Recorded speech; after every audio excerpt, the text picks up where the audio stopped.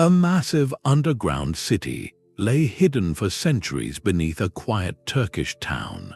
This is Derinkuyu, an ancient subterranean metropolis carved from soft volcanic rock. By the end of this exploration, you will understand how a forgotten civilization engineered a self-contained world to survive almost any threat. We will uncover who first carved these chambers and reveal the ingenious systems that allowed thousands to live in total secrecy for months. What does it truly take for a community to vanish beneath the earth? The ground here tells a story of fire and ash written millions of years ago. This entire region of Cappadocia is a geological masterpiece, sculpted by ancient volcanic eruptions so powerful they blanketed the landscape in a deep, soft layer of ash. Over eons, this ash compressed into a unique rock called tuff. It is this very rock that holds the secret to Derinkuyu's existence. Imagine a material as easy to carve as hardened clay, yet strong enough to hold the weight of an entire world above it. That is the volcanic tuff. This was the perfect canvas. Ancient builders did not have to quarry stone and haul it to a construction site. Instead, they simply began digging directly into the living rock, removing material to create rooms, rather than piling it up to build walls. The rock itself provided the structure. Its consistency meant that once a hallway was carved, it was naturally stable. Wide chambers could be hollowed out without the immediate need for supporting pillars because the tuff held its shape. This was not like digging through loose soil or brittle shale. It was more like sculpting a giant, solid sponge. And this sponge had another remarkable property: insulation. The volcanic tuff is a fantastic natural insulator. It trapped the Earth's consistent temperature, creating a climate-controlled environment deep underground. While the surface of Cappadocia bakes under a summer sun or shivers in winter winds, the interior of Derinkuyu remains at a steady, cool temperature year-round. This was not just about comfort. It was a vital survival feature for long-term habitation and for preserving stored food. Furthermore, the rock's composition made it surprisingly resilient to the earthquakes that occasionally ripple through the region. Unlike rigid stone that might crack, the slightly flexible nature of the tuff could absorb and distribute seismic energy, helping to prevent catastrophic collapse. So the foundation of this underground city was not an accident of location. It was the entire reason for its possibility. The ancient builders looked at this soft, volcanic landscape and saw more than a place to live on the earth. They saw the potential to live safely within it, protected by the very geology that shaped their world. This understanding transforms Derinkuyu from a mere shelter into a profound adaptation, a direct conversation between human ingenuity and the gifts of the planet. But who possessed both the vision and the skill to begin such an impossible project? The identity of the first builders remains one of Derinkuyu's most compelling mysteries, yet whispers from the deepest tunnels point to a civilization of legendary engineers. Long before the famous Byzantine expansions, the Hittite Empire rose to power in this very landscape. Around 1600 years before the Common Era, they commanded Anatolia with a mastery of stone and a need for absolute security. These were not simple farmers. They were the architects of vast, fortified capitals and sophisticated water management systems. Their engineering prowess was precisely the kind required to envision a city beneath the earth.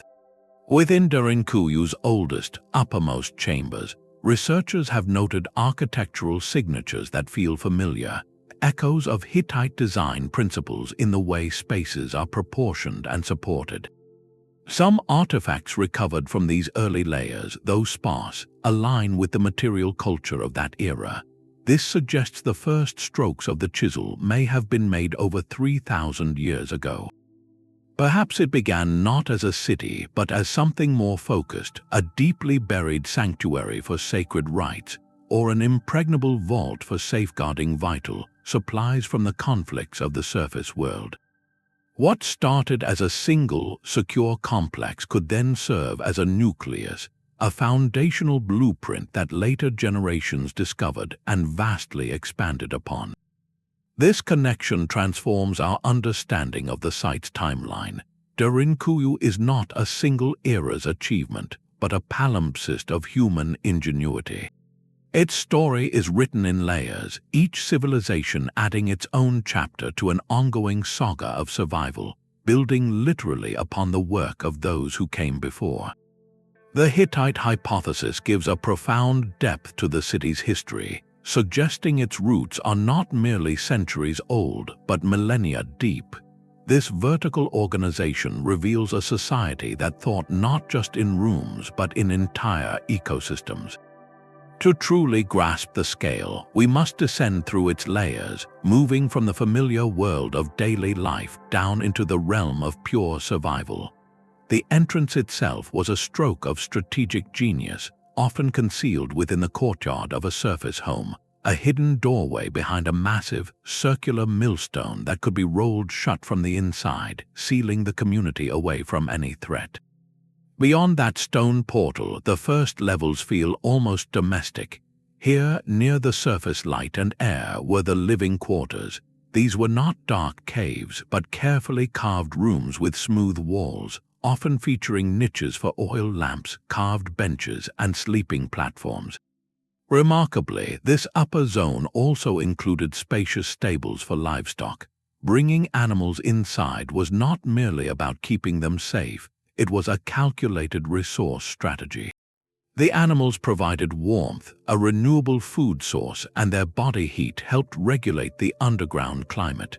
Descending further, the city's heartbeat becomes clear on the middle levels. This is where community life flourished. You would find communal kitchens with carved ventilation chimneys that drew smoke up and away, preventing the chambers from filling with fumes. There were large wineries with fermentation vats carved directly into the floor, and most strikingly, chapels with arched ceilings and simple altars. The presence of a dedicated place of worship speaks volumes about the intended duration of stays. This was a place for spiritual sustenance as much as physical. Finally, at the deepest point, approximately 85 meters down, lay the city's lifeline, the secure water wells. Tapped into a deep underground aquifer, these wells were protected from contamination and could not be poisoned or cut off by any force on the surface. Adjacent to them were vast storage chambers, stocked with preserved food to sustain the population for months. This vertical zoning was a masterstroke of ancient urban planning. By separating functions, the designers prevented congestion, managed waste and resources efficiently, and created a logical flow of life. The stables were above the living quarters so waste could be managed. The communal spaces were centrally located to foster social cohesion, and the most vital resource, water, was protected at the very bottom. It was a blueprint for a self-contained world, a testament to a civilization that planned not just for a storm, but for a long, dark winter of the human spirit. Yet all those people and animals deep within the rock would have consumed the air in a matter of hours without one critical innovation. The city did not just have a ventilation system, it breathed. More than 50 vertical shafts, some plunging over 80 meters straight down, acted as the subterranean metropolis's lungs. From the surface, many appeared to be nothing more than simple water wells, a clever disguise that masked their true, life-saving purpose. These were not passive holes, they were engineered airways. The principle at work is one we still rely on today: natural convection. Cooler, denser air from the surface would sink down these deep shafts, flowing into the lower chambers. As that air warmed from the heat of thousands of bodies, livestock, and cooking fires, it would become lighter and begin to rise, seeking an escape route. The designers carved specific upward pathways to channel this warm air out through other, narrower vents, creating a continuous, gentle circulation. This passive system required no fans, no engines, just a profound understanding of how air moves. It was a silent, invisible lifeline. This constant exchange did far more than just prevent suffocation. It swept away humidity, minimized the risk of airborne illness, and kept the atmosphere fresh enough for lamps to burn and for people to think clearly during their long confinement. To stand at the bottom of one of these shafts today and feel the faint, perpetual breeze is to witness ancient genius in its purest form, a solution that harnessed the physics of the planet itself to sustain life in the dark. But air alone could not sustain them. For a community planning to outlast a crisis measured in months, the next challenge was even more fundamental: a secure and endless supply of water. A secure water supply was the difference between a temporary refuge and a true underground civilization. While the ventilation shafts provided breath, the deep wells provided life itself. These were not mere holes in the ground, they were sophisticated feats of hydrological engineering. The builders of Derinkuyu identified and tapped into a stable underground aquifer, a natural reservoir of freshwater held within the porous volcanic rock far beneath the city. Accessing this source required extraordinary effort, with some wells plunging over 50 meters straight down through solid stone. Their placement was a masterstroke of strategy. Located on the deepest levels, these wells were completely insulated from the surface world. No invading force could poison them, no drought could dry them up, and no siege could cut off the flow. This guaranteed a private, perennial spring in the absolute darkness, a resource that made the community utterly self-reliant. But bringing water up from such a depth was only part of the challenge. Managing that moisture in a confined, multi-level space was equally critical. The engineers carved intricate networks of small channels along the floors of corridors and rooms, directing any excess water or condensation toward central collection basins. This prevented accidental flooding, which in an enclosed space could lead to structural instability and health challenges. These basins also served as secondary reserves, ensuring not a drop of the precious resource was wasted. The psychological power of this system cannot be overstated. For the families living underground, the soft, constant sound of dripping water and the sight of those clear, still pools would have been a profound comfort, a tangible promise that no matter what chaos unfolded on the surface, life here could continue. This foresight reveals a mindset that anticipated not just attack, but a complete and prolonged isolation. It shows an understanding that the most vital resource is the one you can control entirely within your own walls. With breathable air and endless water secured, the city's survival was almost assured. Yet, the architects of Derinkuyu knew that a determined enemy would eventually find the entrance, and their final layer of defense was engineered to turn that discovery into a deadly trap. The true genius of Derinkuyu's defense lay not in its depth, but in its control of the threshold. Security here was not an afterthought. It was the foundational principle etched into every corridor. The most famous of its entrances was a masterpiece of deceptive simplicity. Hidden within the foundation of an ordinary surface dwelling, the doorway was blocked by a single, massive millstone. This circular slab of rock, nearly 2 meters across and weighing close to half a ton, was not a door to be pushed or pulled. It rested in a carved stone groove and could be rolled smoothly into place from the inside by just 1 or 2 people, creating a seamless, immovable seal that was indistinguishable from the surrounding wall from the outside. An invading force might storm the house above, only to find a solid rock floor with no visible way forward. But even if an entrance was discovered and breached, the city's internal layout was a defender's dream. Corridors did not run straight. They twisted and turned at sharp angles, creating perfect choke points where a small group could hold off a much larger force. Some passageways suddenly narrowed, forcing any intruder to proceed single file, utterly vulnerable. And then there were the traps of confusion, dead-end tunnels that looked identical to main thoroughfares. An attacker rushing into the gloom could easily become lost, separated, and disoriented in a labyrinth designed by those who knew every step by heart. Communication was another defensive layer. Small, vertical shafts connected different levels, allowing for whispered warnings or the coordinated movement of defenders. A threat detected on the second level could be signaled instantly to the fifth, enabling the entire community to retreat deeper or prepare an ambush. This architecture reveals a mindset that expected the worst, a civilization that understood their sanctuary would be sought. It was a design that turned the very act of invasion into a slow, claustrophobic nightmare for the attacker, while giving the residents every possible advantage. This was not a passive hideout, it was an active, intelligent fortress. Such a complex and perilous system of defense could never function without absolute trust and a clearly defined social order, raising a profound question about life in the perpetual twilight. The echoing silence of those sealed corridors speaks of more than just security. It hints at an entire society living by its own hidden rhythms. For a community to survive months or even years cut off from the sun, their social fabric had to be as carefully engineered as their ventilation shafts.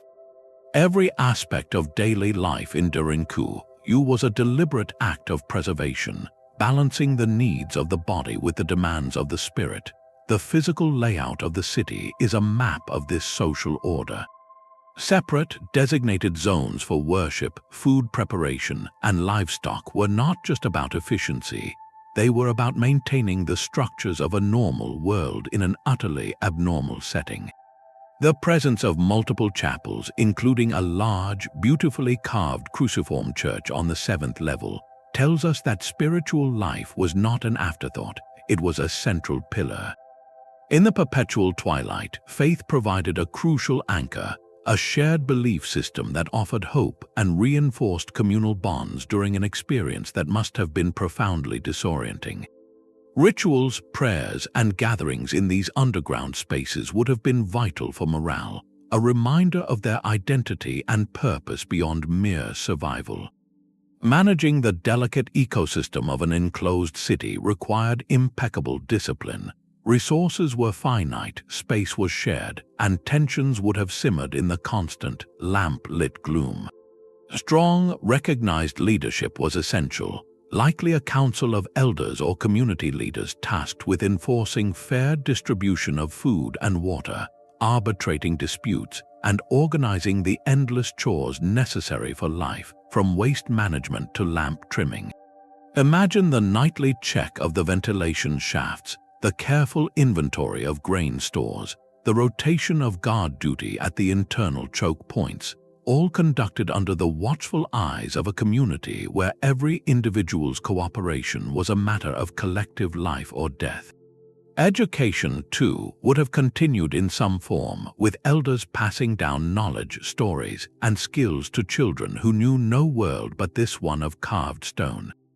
The very act of maintaining their culture, their laws, and their social roles was a form of resistance against the chaos they had fled. This paints a picture not of a panicked huddle in a cave, but of a resilient, highly organized parallel civilization. They were not merely hiding, they were patiently, deliberately waiting, preserving the flame of their community until the day the great stone could be rolled away, and they could walk back into the light of a safe surface world. This remarkable endurance raises a pressing question: what kind of threat was so immense, so inescapable, that it justified vanishing into the earth itself? The stone kitchens of Derinkuyu were not just places to prepare a meal, they were the beating heart of its long-term survival. Scattered throughout the communal levels, these spaces solved a fundamental puzzle: how to feed thousands of people for months without a single ray of sunlight reaching their crops. The answer lies in a combination of ingenious preservation and meticulous planning, turning the very rock into a natural pantry. Carved directly into the floors of storage chambers, you can still find the circular impressions of massive ceramic jars, some large enough to hold a full-grown adult. These were the city's silos, sealed containers for grains like wheat and barley, for precious olive oil, and for wine. The cool, stable temperature of the volcanic tuff acted as a perfect preservative, slowing spoilage and keeping staples edible far longer than on the surface. The diet would have been built around these resilient stores, supplemented by dried meats, legumes, and pickled or salted vegetables, all prepared during times of peace for the long winter underground.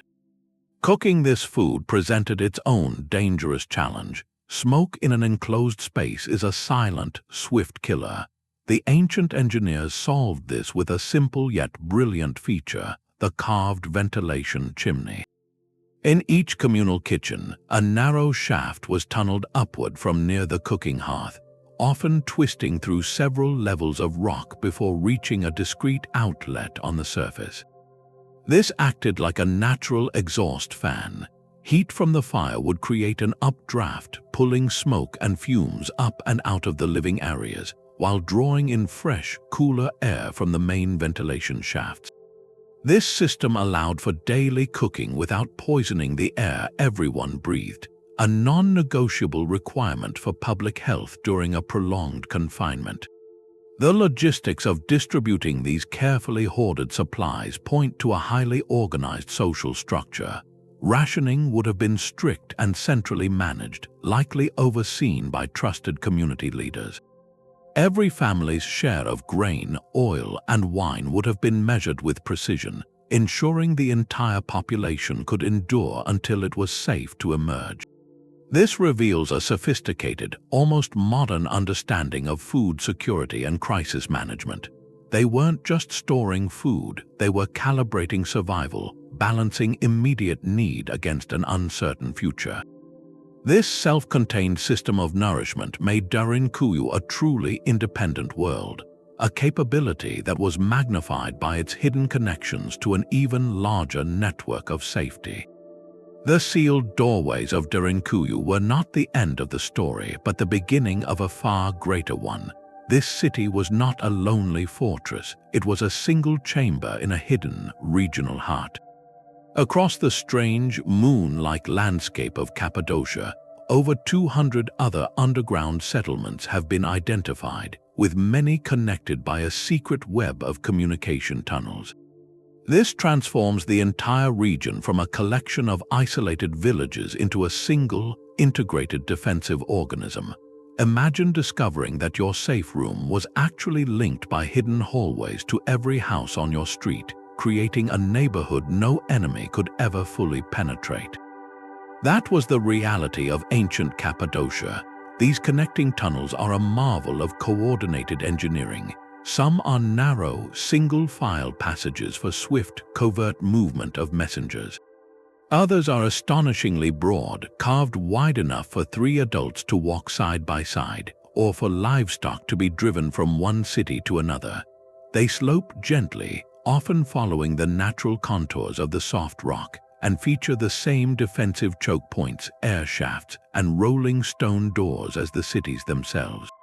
This was not a haphazard network of holes, it was a planned subterranean infrastructure. The strategic purpose is breathtaking in its sophistication. If one city's supplies were running low, reinforcements and food could be sent through the tunnels from a neighboring settlement that had fared better. If a particular entrance was discovered and besieged, the entire population could evacuate silently through the dark to another city miles away, leaving the invaders to storm an empty shell. News of surface threats, changes in weather, or movements of people could be relayed across the region without a single person needing to risk exposure above ground. This created a form of collective security that was virtually unbreakable. An attacking force might believe they were surrounding a single, trapped community, only to find they were actually facing a distributed, fluid population that could melt away and regroup elsewhere.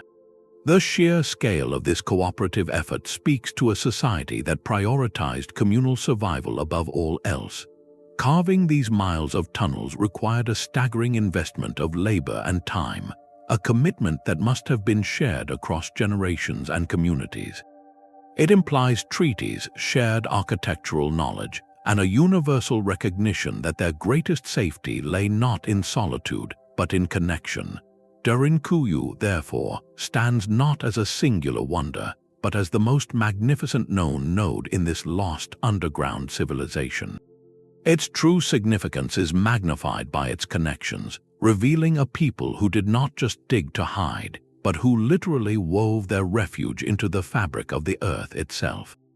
This grand network solved the problem of regional threats, but it prompts a deeper mystery about the nature of the danger that unified them so completely.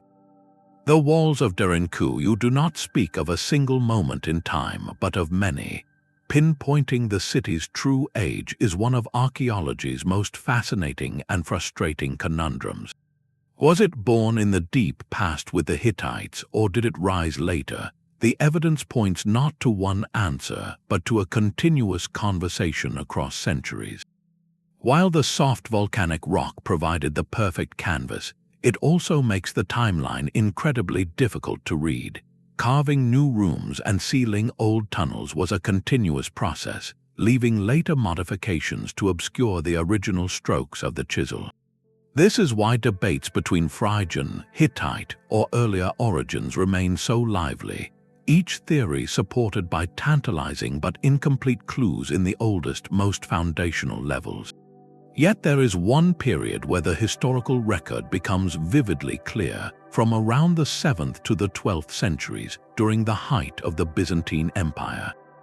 This was Derinkuyu's era of peak use and dramatic expansion. It was a time of profound insecurity as Arab raids swept across Anatolia, and regional conflicts made the surface world perilous. In response, Christian communities retreated and fortified, turning the underground refuge into a bustling subterranean stronghold. The proof is written on the walls themselves, in the form of simple crosses carved into door frames, and most strikingly, in the faded remains of devotional frescoes in some of its chapels. These are not the grand mosaics of a surface cathedral, but humble, heartfelt expressions of faith meant to comfort those living in the long twilight. This Byzantine layer is the city's most visible chapter, but it is just that, a chapter. The challenge for researchers is disentangling this period of heavy use from the moment of original creation. Each era likely found the existing structure and adapted it, adding new levels, sealing certain passages for defense, and carving new storage rooms for a changing world. A tunnel that began as a Hittite escape route might have been widened by Byzantine engineers to move supplies, and its entrance later disguised by a later community fearing a new threat. This makes Derinkuyu a historical palimpsest, like a parchment that was written on, scraped clean, and written on again, with faint traces of every message still lingering beneath the surface. Its walls hold whispers from multiple epochs, a testament not to one civilization's genius, but to the enduring human need for sanctuary. This spiritual dimension, so evident in the Byzantine crosses, invites us to look closer at the sacred spaces carved into the eternal rock. Deep within the silent stone, the sound of prayer would have been a constant comfort. Among the workshops and storerooms of Derinkuyu, the architects carved spaces not for the body, but for the soul. These underground churches are perhaps the most telling feature of all, revealing that survival here was measured in more than just food and air. The largest is a true subterranean cathedral, a cruciform chapel on the 7th level with a central nave, rounded apses, and a high, vaulted ceiling all hewn from the living rock. It is not a cramped, dark alcove, but a spacious, deliberately designed place of worship. Alongside it are smaller chapels and rooms featuring carved altars and even baptismal fonts, indicating that the full cycle of spiritual life, from initiation to daily prayer, continued uninterrupted in the depths. This was not an afterthought, it was a foundation. In times of immense fear and uncertainty, when the world above had become a place of threat, these chambers provided an unshakable anchor. They were a center for community cohesion, a place where people could gather not just as survivors but as a congregation. The rituals performed here, the familiar hymns sung in the echoing dark, would have reinforced a shared identity and provided essential moral guidance, a framework for maintaining order and hope during a profoundly disorienting experience. The iconography left behind, simple crosses etched into door frames and the faint ghosts of painted frescoes, clearly ties this devotional activity to the Byzantine era.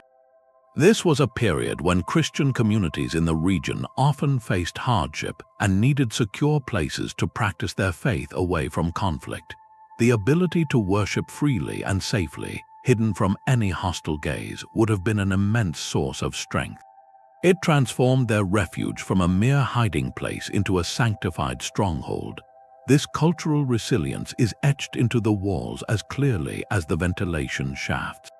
The very act of carving a cathedral in the dark was a defiant statement of faith in the future, a belief that their community and their beliefs would endure long after they rolled the stone aside and walked back into the light. This profound need for spiritual sanctuary underscores that Derinkuyu was designed for a complete life, not just a prolonged emergency. Yet, maintaining that life for months required solving one of the most basic human problems, a problem the city's engineers addressed with shocking sophistication. The rock holds more than just the shape of rooms, it holds the faint echoes of those who lived in them. Scattered across Derinkuyu's walls, especially near its chapels and living quarters, are the subtle, personal signatures of its inhabitants. These are not the grand mosaics of an imperial cathedral, but something far more intimate: simple red ochre crosses, faded Greek letters spelling prayers or names, and the ghostly outlines of basic devotional frescoes. In the perpetual half-light, lit only by flickering oil lamps, these marks were a silent language. A cross carved beside a doorway might have served as a blessing for the household, a protective symbol for a space that was both home and fortress. A short inscription could be a plea for divine protection, or simply a way for someone to say, "I was here. This is my place in the darkness." For historians, these fragile artifacts are priceless. The style of a cross can hint at a particular century. The form of Greek script can point to the level of education or the regional origin of the community. Together, they form a patchwork map of the city's demographic layers, revealing which areas were used most intensely during the Byzantine era, and perhaps even showing traces of earlier traditions that were absorbed and adapted. Each mark is a direct human connection across time, a deliberate effort to impose meaning and identity onto an inorganic world of stone. They transform the tunnels from an engineering project into a lived space, reminding us that every carved step was taken by a real person who felt fear, sought comfort, and clung to faith. These whispers on the wall are the closest we can come to hearing their voices, a fragile thread that ties our curiosity to their silent story, a story that new technologies are now helping us to read in ways the original artists could never have foreseen. For centuries, the city slept beneath the quiet footsteps of modern life. Its existence had faded into the realm of local lore, a whispered story passed down but never fully seen, until a single hammer swing changed everything. In 1963, a resident of the town above was doing a simple home renovation, knocking down a wall in his basement. But instead of finding more earth or a foundation stone, he broke through into an empty space, a dark void that exhaled cool, ancient air. Curious, he widened the hole and found himself staring into a tunnel carved from the rock, leading away into absolute darkness. This was not a cellar, it was a doorway. That chance discovery was the key that finally unlocked the underground world. The man alerted authorities, and soon teams of archaeologists arrived to investigate what they assumed might be a modest underground storage complex. They could not have been more wrong. As they cleared centuries of silt and debris, the true scale of the find began to dawn on them. The single tunnel branched into a network which led to rooms which descended to more levels. With each passing week of careful excavation, the map grew larger and deeper, revealing not just a few chambers but an entire vertical metropolis. The revelation was staggering. Here was not a myth, but a fully engineered city, complete with its own infrastructure, lying hidden just beneath a community's gardens and streets. This accidental find instantly revolutionized the historical understanding of Cappadocia.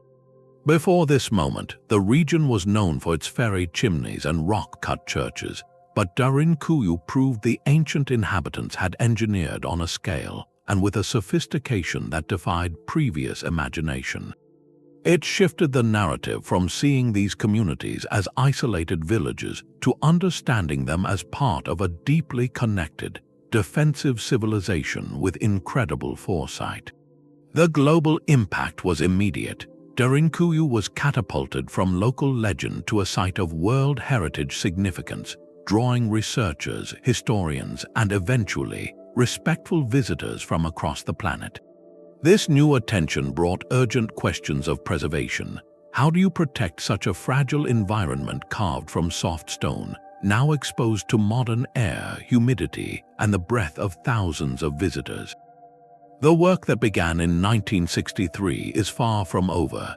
It sparked a continuous, delicate balancing act between study and conservation, between sharing the wonder and ensuring it endures for future generations to ask their own questions. Every new scan of the walls, every careful analysis of sediment layers, adds another piece to the puzzle of who used this place and when, proving that the most profound discoveries often begin not with a grand expedition, but with a curious homeowner and a crumbling wall. The soft volcanic tuff that made Derinkuyu possible also makes it incredibly fragile.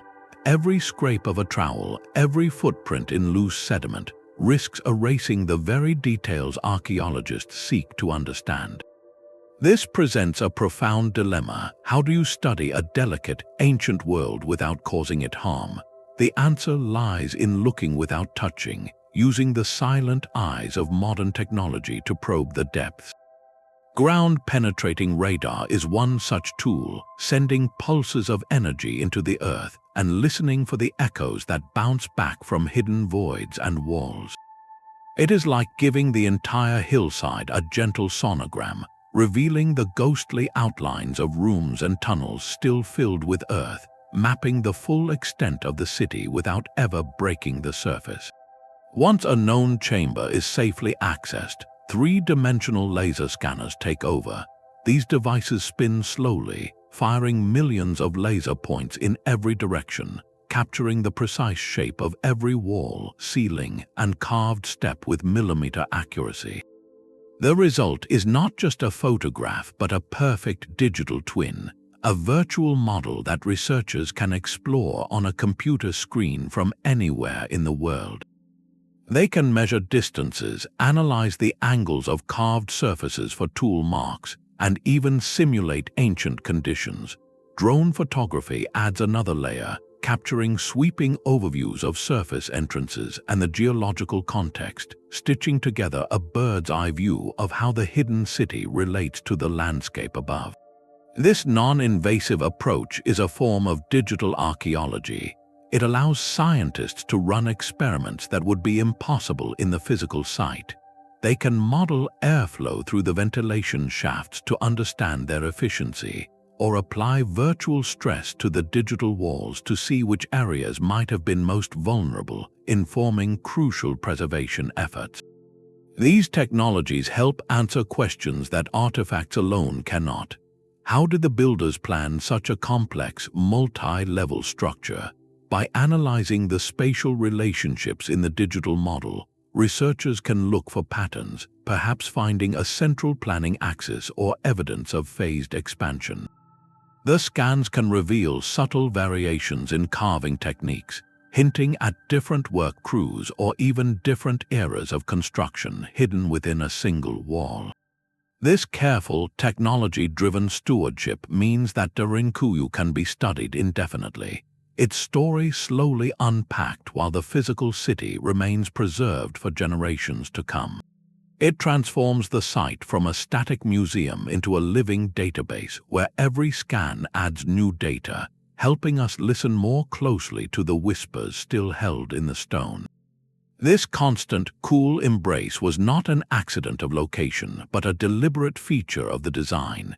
Beyond the life-giving flow of air, Derinkuyu possessed a more subtle genius, a perfect, passive climate control system engineered by the Earth itself. The key was the immense thermal mass of the surrounding volcanic tuff. This rock acts like a giant, natural battery for temperature. Throughout the scorching Cappadocian summers, when surface temperatures could soar, the thick layers of earth and stone above absorbed that heat slowly, preventing it from penetrating deeply into the city. Conversely, during the freezing winters, that same mass insulated the interior from the bitter cold. The result was a year-round equilibrium, a steady temperature hovering around 13 degrees Celsius or 55 degrees Fahrenheit. This was not merely comfortable, it was strategically vital. Such a cool, stable environment was ideal for the long-term storage of food, drastically slowing the spoilage of grains, oils, and wine in their carved stone silos. For the inhabitants, it meant they could live and work without the exhausting stress of extreme heat or the dangerous chill of a damp cold, preserving both their health and their energy during a confinement that could last for months. The rock performed another silent miracle, managing humidity. The porous nature of the tuff allowed it to absorb excess moisture from the air, preventing the chambers from becoming dank and clammy, which would have led to mold and illness. Yet it also gently released moisture back when the air became too dry, preventing the parched, dusty conditions that could irritate lungs and skin. This natural balancing act created a consistently moderate atmosphere, a true Goldilocks zone deep underground. The contrast with the surface world would have been profound. Up above, communities faced a harsh, seasonal pendulum swing, but below, life unfolded in a gentle, perpetual spring. This eliminated any need for complex heating or cooling technologies. There were no furnaces to fuel, no intricate systems to maintain, just an intelligent partnership with the geology they inhabited. Modern architects and engineers now look to principles like these as masterclasses in sustainable, passive design. Derinkuyu stands as a timeless example of working with the environment, not against it, to create a resilient habitat. Its comfort was carved from the very bones of the planet, a quiet testament to building in harmony with the Earth's own rhythms. Derinkuyu's design feels almost alien in its ambition, yet it was not alone. To truly grasp its place in history, we must see it beside its subterranean siblings. Just a few kilometers away lies Cappadocia, another vast underground city of Cappadocia. While often mentioned in the same breath, the two are architectural cousins with distinct personalities. Cappadocia spreads out horizontally, a sprawling warren of rooms across 8 levels, but it does not plunge to the same profound depth. Its layout feels more like a broad, interconnected neighborhood, whereas Derinkuyu is a towering, vertical metropolis. This difference speaks to varying strategies, perhaps influenced by the local rock formation or the specific needs of its founding community. Both were part of that same regional network, connected by those secret tunnels, yet each solved the problem of refuge in its own way. Venturing farther afield, other ancient cultures carved safety from stone, but with different visions. In the sun-baked cliffs of Jordan, the Nabateans created Petra, a city famed for its ornate facades carved into rose-red rock. But Petra was primarily a surface city of magnificent tombs and temples, with its underground spaces serving more for ceremonial and burial purposes rather than as a sealed habitat for thousands of living residents. In the Sassi districts of Matera, Italy, people for centuries lived in cave dwellings carved into a rocky ravine, creating a breathtaking, layered community. Yet these homes, while ancient and adapted for daily life, were not designed as a single, defensible unit with shared resources and a sealed entrance. They were a village built into the cliff face, open to the air and light, not a unified fortress hidden from the world. Even more striking comparisons come from ancient China, where entire underground villages were carved into the lowest soil, creating cool, energy-efficient homes. These were marvels of environmental adaptation, designed for comfort in a harsh climate, but they generally lacked the comprehensive defensive apparatus, the rolling stone doors, the choke points, the independent water supply that defines Derinkuyu. Each of these global examples reflects a brilliant conversation between human need and local geology, yet their primary purposes diverge, from ceremonial grandeur to climatic comfort to simple, enduring habitation. This global context is what makes Derinkuyu's combination of features so exceptional. It is the synthesis of scale, depth, defensibility, and long-term self-sufficiency on a level that appears unique. No other known underground complex combines all these elements so completely. Its verticality was a direct response to an existential need for security, compressing an entire city's functions into a deep, easily sealed column. The historical pressures on Cappadocia, repeated waves of conflict and insecurity over millennia, forged this specific type of refuge. It was not built for ceremony or comfort alone, but for the absolute preservation of a community under threat. This singular focus on collective survival, engineered with such foresight and cooperation, solidifies its status as a peerless achievement in underground urbanism. It stands as the most definitive answer to a very old and very urgent question: how do you keep an entire culture alive when the world above becomes too dangerous to inhabit? The true purpose of Derinkuyu is written in its architecture, a language of stone that scholars are still learning to translate. Its most dramatic features seem to speak of war, of a people bracing for invasion. The massive rolling stone doors, the defensive choke points, the dead-end tunnels designed to confuse an attacker, all point to a society expecting a human enemy to find their sanctuary. Historical records from the region are filled with periods of intense conflict, from the campaigns of Persian armies to the relentless raids of Arab forces during the Byzantine era.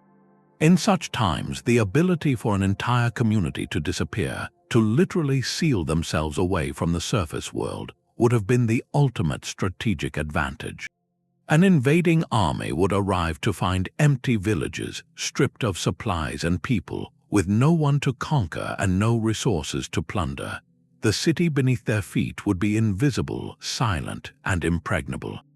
This theory paints Derinkuyu as a masterpiece of passive defense, a place where the very act of hiding constituted a form of victory. Yet the stone tells another, quieter story alongside the martial one. The same features that thwart an army also serve perfectly against a different kind of foe, the raw power of nature. Cappadocia is a landscape born from volcanic fury, and the memory of eruptions and their aftermaths, like heavy ash falls that could blot out the sun and poison the air for years, would have been woven into local memory. Beyond volcanoes, the region was no stranger to extreme seasonal shifts, from scorching droughts to punishing winters. Against these non-human threats, Derinkuyu's design is equally brilliant. Its deep, independent water wells were safe from surface contamination during an ash fall or drought. The vast storage chambers could hold enough food to outlast a multi-year agricultural collapse. Most importantly, the sophisticated ventilation system would have been absolutely critical if the surface air became unbreathable due to volcanic gases or dense particulate matter. In this light, the city appears less as a fortress and more as a planetary lifeboat, engineered to ride out an environmental catastrophe. The most compelling interpretation is not a choice between these two theories, but a recognition of their convergence. For the people who carved and expanded Derinkuyu over generations, the distinction between a human threat and a natural one may have been meaningless. Survival was the single, unifying principle. The The city was a multi-generational insurance policy against the myriad dangers of ancient Anatolian life. Its design assumes a worst-case scenario that could last for months or even years, whether that scenario was a prolonged siege or a volcanic winter. This dual-purpose mindset required a culture of profound foresight and meticulous resource management. It was not enough to simply dig a big hole. They had to plan for a complete, closed-loop existence. Every liter of water, every sack of grain, every hour of lamp oil had to be accounted for and rationed with the discipline of a society betting everything on its own preparedness. This reveals a collective psychology oriented not just toward immediate safety, but toward long-term endurance. They were building a legacy of resilience, a stone-bound promise to future generations that when the world above became uninhabitable for whatever reason, life would continue in the gentle, eternal twilight below. This understanding elevates Derinkuyu from a simple refuge to a profound philosophical statement, a physical manifestation of the human will to persist against any threat, seen or unseen.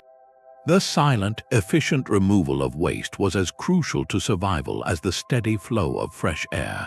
For a sealed community of thousands, the relentless accumulation of human and animal refuse presented a silent, invisible threat far more dangerous than any surface enemy. Disease could spread with terrifying speed in a confined space, making sanitation not a matter of comfort but of absolute survival. The engineers of Derinkuyu had to solve this most basic human problem with ingenious subterranean solutions. While no single, obvious latrine system has been identified like those in later Roman cities, the layout and airflow provide clear clues. Designated, isolated chambers deep within the network, likely sealed with clay or stone plugs, would have served as centralized collection points. These spaces were probably located away from living quarters and water sources, strategically placed where the natural downward draft from the main ventilation shafts could pull odors and harmful gases away, channeling them up and out of the city entirely. For animal waste from the upper-level stables, the system was equally thoughtful. The placement of livestock above the human habitation zones was not accidental. Waste could be collected and perhaps even composted in specific areas, with the constant airflow preventing dangerous concentrations of ammonia and methane.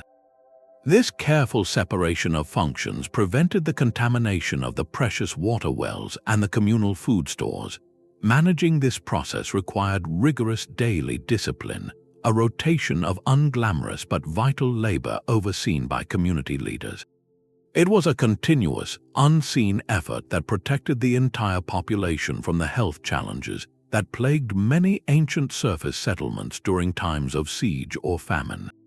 This holistic approach to public health reveals a sophisticated understanding of the interconnectedness of their engineered world.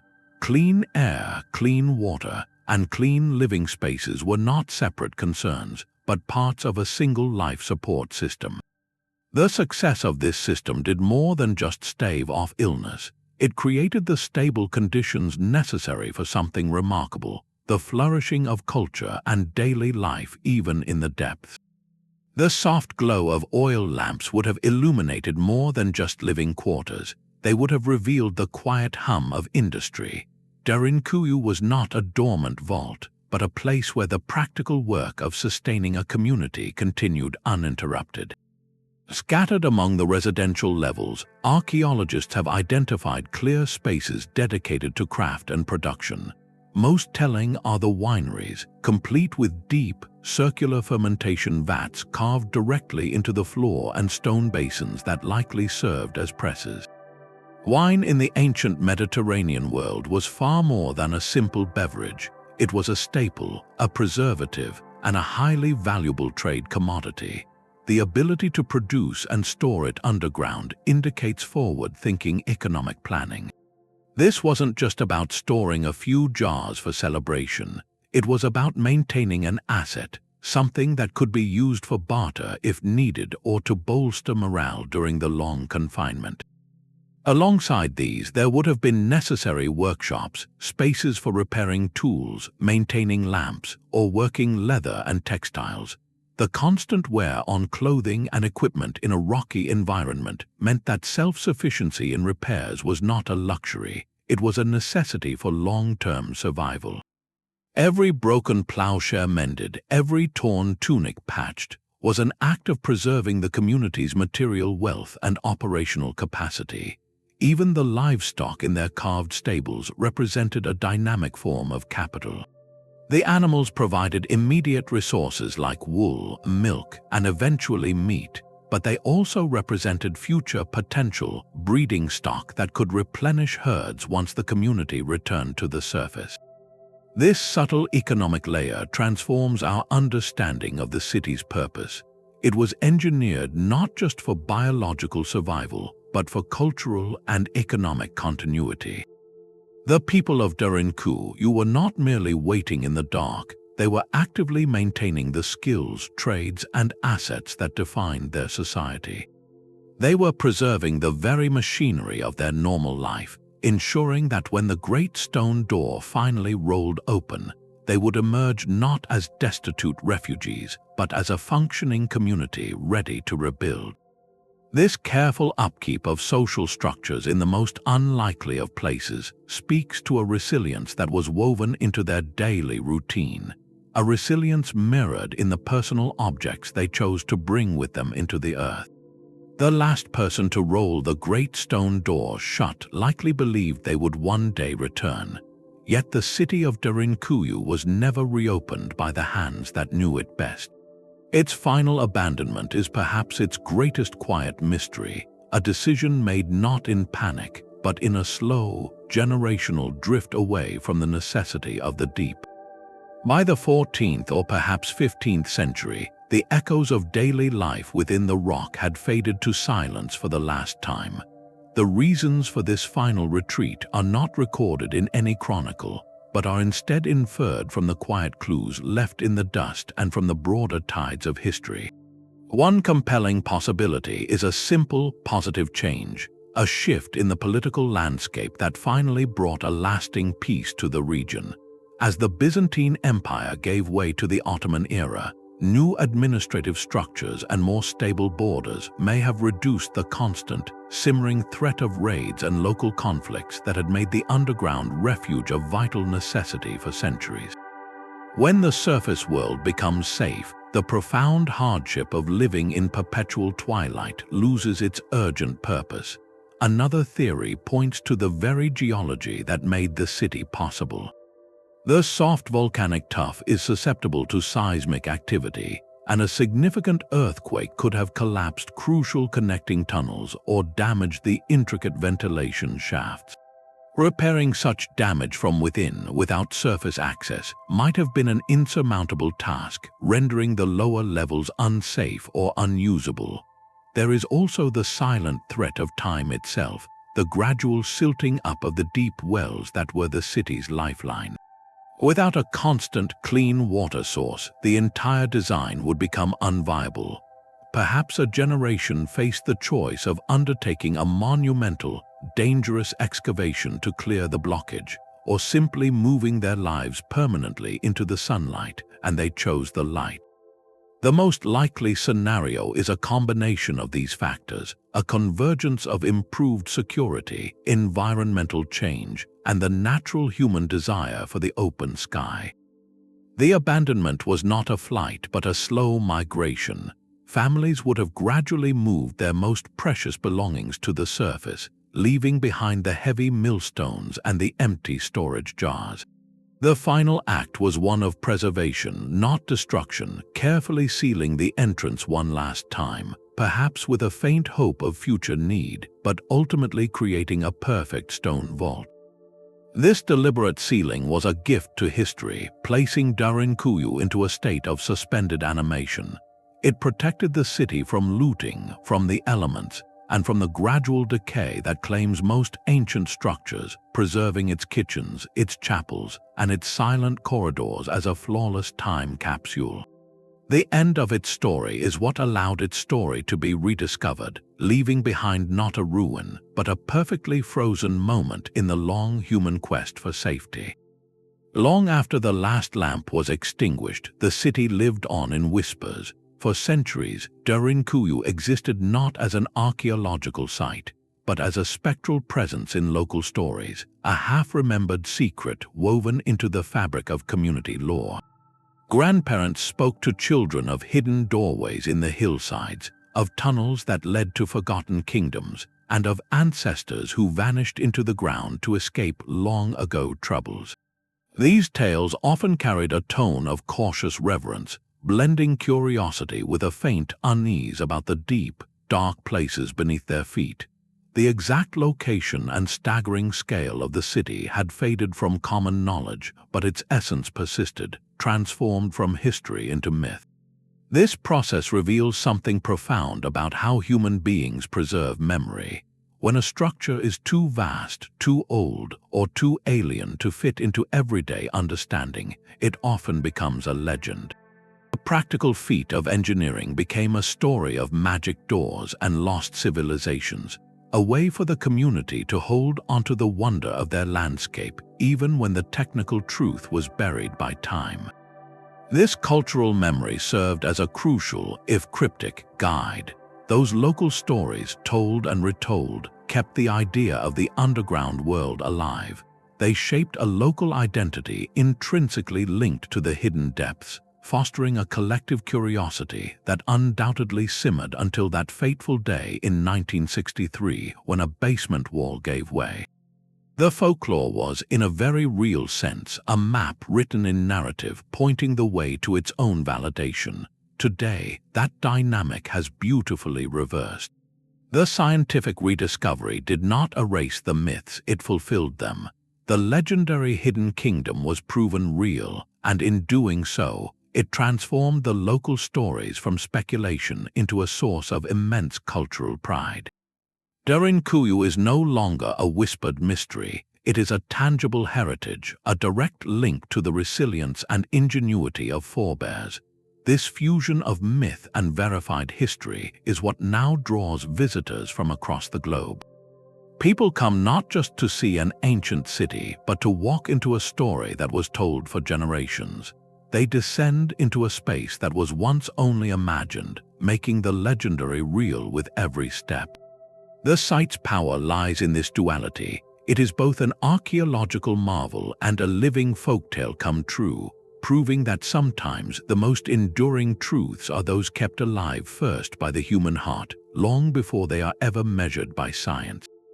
The very air that once gave life to the hidden city now presents its greatest modern peril. Each day, thousands of visitors descend into Derinkuyu's ancient halls, drawn by the same wonder that has preserved its story. Yet with them, they bring a subtle, constant challenge, their own breath. The warm, moist exhalations of a steady human stream introduce humidity into chambers that had rested in a cool, dry equilibrium for centuries.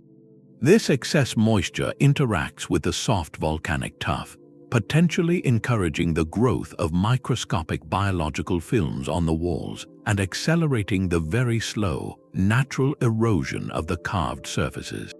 It is a quiet irony, the collective breath of admirers becoming a force of gradual change. Alongside this, the subtle vibrations from countless footsteps, though individually faint, transmit through the rock over time, a form of structural stress that ancient engineers could never have anticipated. The carved steps, worn smooth by the sandals of fleeing families, are now experiencing a new kind of wear from modern shoes. Conservationists face a delicate equation: how to allow people to witness this marvel without loving it to death. Their solutions are a blend of restraint and modern engineering. Public access is carefully channeled along specific, reinforced pathways that protect the most fragile areas. Lighting is strictly managed, using cool, low-intensity LED systems that minimize heat and prevent the growth of organisms that thrive in warmer, traditional bulb light. In some sections, discrete modern ventilation has been subtly integrated to help manage the humidity load from crowds, working in tandem with the original ancient shafts to maintain a stable microclimate. The goal is not to seal the city away again, but to steward it thoughtfully. Every restriction, every roped-off corridor is a decision made for the long term, an acknowledgement that this is a non-renewable historical resource. Once a carved inscription fades, it is gone forever. Once a unique tool mark on the wall is worn away, a clue to the builder's technique is lost. This ongoing work is a testament to a new kind of resilience, not against invaders or natural disasters, but against the gentle, relentless pressure of time and curiosity. It ensures that the silent lessons of Derinkuyu, its stories of community and foresight, will remain tangible for generations yet to come, inviting them not just to hear the legend, but to stand within its truth. These digital reconstructions are more than just animated tours, they are portals. By feeding millions of precise laser scan data points into sophisticated software, teams of digital artists and historians are meticulously rebuilding Derinkuyu in a virtual space. They are not guessing at the shapes, they are using the exact dimensions of every corridor, every carved niche, and every stairwell captured by the scanners. Onto this perfectly measured skeleton, they layer informed interpretation, drawing from archaeological findings to add color, texture, and life. The result is a breathtaking simulation where you can stand in the central ventilation shaft and look up at a pinprick of distant daylight, or navigate the tight defensive choke points, feeling the weight of the rock around you in a way a flat diagram never could. This virtual city is populated with softly glowing oil lamps that cast dynamic shadows on the rough-hewn walls, and its storage chambers are filled with digital replicas of the large ceramic jars that once held grain and wine. You might see the ghostly figures of virtual inhabitants going about daily tasks, a woman grinding grain in a communal kitchen, a man checking the airflow in a shaft, children playing carefully in a lamplit room. These avatars are not random, they are placed based on studies of how space was used, helping to visualize the social dynamics of a crowded, cooperative underground life. For a student on another continent or someone unable to descend the physical stairs, this technology demolishes barriers. It makes the overwhelming scale and ingenious complexity of Derinkuyu immediately comprehensible and emotionally resonant. You are not just learning about a city, you are momentarily inhabiting its reality. For researchers, these models are revolutionary analytical tools. They can run simulations to test long-held theories. How did smoke actually move through those carved chimneys with 50 cooking fires lit? How did sound carry from the chapel to the lower living quarters? By manipulating the virtual environment, they can experiment with different population densities, light sources, and activity patterns, gaining insights into the lived experience that static ruins alone could never provide. This digital resurrection ensures that even as the physical stone slowly ages, the essence of the city, its spatial genius and its human scale, is preserved and understood in profound new ways. The silent stones of Derinkuyu speak to a future they could never have foreseen.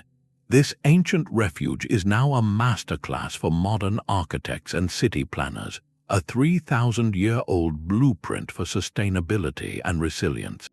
Its genius lies in a profound partnership with the planet, a design philosophy that harnesses natural forces rather than fighting them. The passive ventilation system, using simple convection currents, required zero energy to operate, a principle now central to green building design.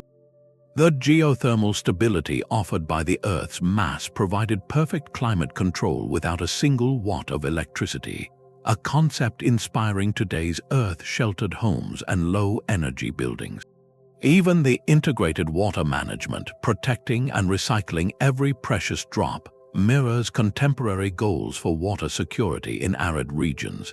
Derinkuyu was not just built to last, it was built to exist in harmony, turning the constraints of the underground into its greatest strength. This harmony extended far beyond physics and into the human spirit. The city's true foundation was not volcanic rock, but something far more powerful: collective foresight. Its existence required a staggering level of community cooperation and multi-generational planning. Imagine the shared labor, the consensus needed to carve a metropolis over decades, the trust required to ration food and water in total darkness. This was a society that prioritized long-term survival over short-term comfort, that invested immense effort into a shelter they hoped never to fully use. It demonstrates an incredible capacity for adaptability, for reorganizing every aspect of daily life, from worship to waste management, within a completely alien environment. Their resilience was built not with brute force, but with cleverness, meticulous organization, and a deep, shared commitment to preserving their way of life. In our era of climate uncertainty and global challenges, Derinkuyu's legacy feels strikingly urgent. It asks us profound questions about our own preparedness and community bonds. How do we build societies that can withstand unexpected shocks? What can we learn from ancient wisdom about using local materials and natural processes to create security? The city reminds us that the most durable solutions are often elegantly simple, emerging from a clear understanding of our environment and a unified purpose. Its silent corridors stand as a monument to human ingenuity under pressure, proving that resilience is forged not in moments of panic, but through the patient, collective work of generations who dare to plan for a safer tomorrow. Even with all we know, the rock still keeps its deepest secrets. For every answer unearthed in Derinkuyu, a dozen more questions whisper from the shadows of its unexplored tunnels. The sheer logistics of its construction baffle modern engineers. How did ancient planners, without blueprints or laser levels, coordinate the excavation of a vertical city across generations? They had to ensure that a new tunnel on the 5th level would not accidentally collapse a chapel being carved on the 3rd, or that a ventilation shaft begun from above would meet perfectly with a hallway being dug from below. This required not just skill, but an extraordinary shared vision and a meticulous oral tradition, passing precise measurements and plans from master diggers to their apprentices over centuries.